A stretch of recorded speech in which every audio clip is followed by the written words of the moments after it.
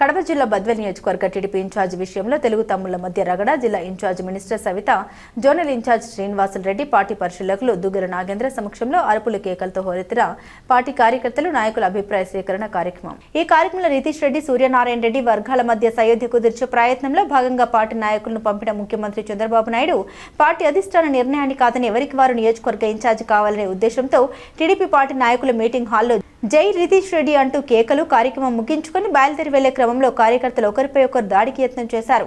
ఈ సంఘటనతో ఉలిక్కిపడ్డ రాష్ట్ర నాయకులు అక్కడి నుండి వెళ్లిపోయారు.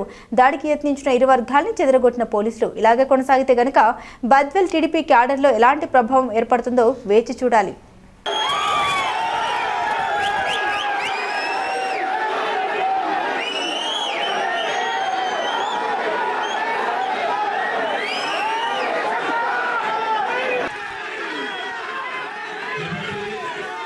Yeah.